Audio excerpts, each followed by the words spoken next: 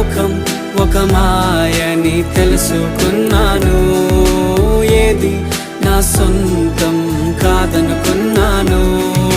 తప్పిపోయిన కుమారుని నేనైతే నా కొరకై నిరీక్షించే తండ్రి నా యేసు. తప్పిపోయిన కుమారుని నేనైతే నా కొరకై నిరీక్షించే తండ్రి